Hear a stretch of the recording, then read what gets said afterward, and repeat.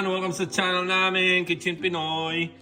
Magluluto ako ngayon ng pinaksiw at i-share ko lang sa inyo pinaksiw na siling ito. Ito yung siling mahaba, yung galing sa Pilipinas ito.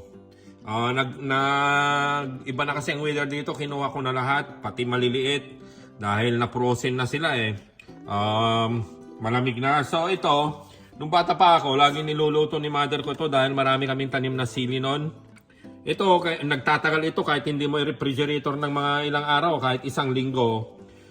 Basta pinaksiw, hindi siya nasisira. So guys, simple lang ito. Nilagyan ko na ng tubig yan. Katamtaman lang yung tubig kasi lulutuin ko ito ng mga siguro 20 to 25 minutes. Dahan-dahan lang ang apoy niya para ano siya, yung malutong maigib. Ito, magiging flat na sila mamaya. So ito yung kailangan ko lang. Ito yung bagoong isda. Yan, ang simple lang yan. Bagoong isda lang ang kailangan natin dito at saka suka. Ito, ilagay ko na siya dyan.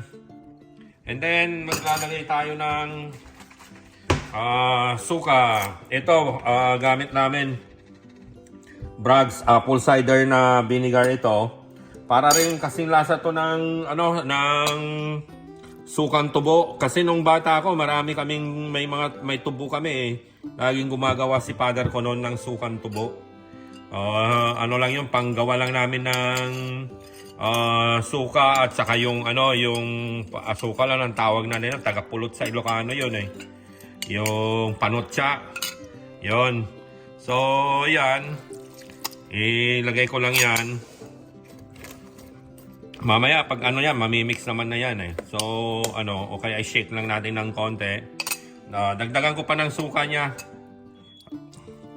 Ayan. So, bali, inilagay ko dito, mga 1 cup siguro, at least 1.5, ganon. Depende sa dami ng lulutuin nyo. Ayan. So, ayan. Sisindihan ko lang. Walang ibang, walang ibang sangkap. Na simple lang talaga ito na yung iba nun nilalagyan pa nga nila ng bawang yan eh. Pero ayaw ko yun, masyadong mabango. Mahilig ako sa bawang pero ayaw ko dito sa pinaksiw yung may bawang. Yan. So ito, masarap ito kahit na ilang linggo na siya. Pwede pang pag kumakain ka, pwedeng kumuha ka lang. And then, pag kumakain ka ng isdang inihaw, ganon, masarap siya. Try niyo. Simpleng-simple lang ito. Yan. Kung yung marami kayong siling ganyan at gusto niyo yung ma-preserve, iluto ninyo ng ganito. Yan. Kahit walang refrigerator, matagal masira, lalo na kung maraming suka ang inilagay ninyo at medyo kakagat ng konti yung alat niya. Yan. So ayan na, takpan lang natin siya at nilakasan ko muna yung apoy niya at pag kumulo na siya, ilagay na natin sa medium yung apoy natin. Ang bango na niya. Ayan o. So ayan na siya. Mix ko lang ng konti. Ayan. Kumulo na siya, isisimmer ko na to.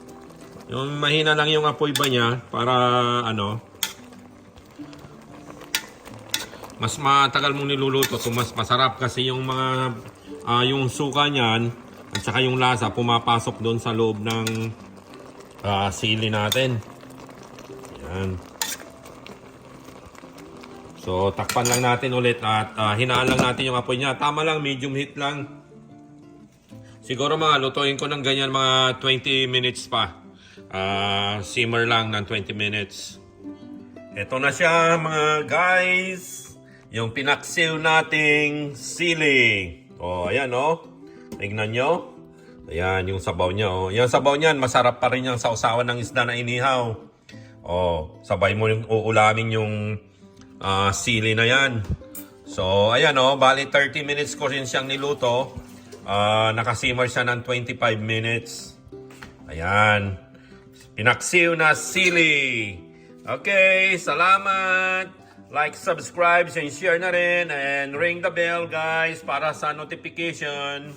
Yung bell nandun sa kabila ng subscribes para yung mapanood ninyo lagi yung video natin. Yan. Pinaksiw na sili.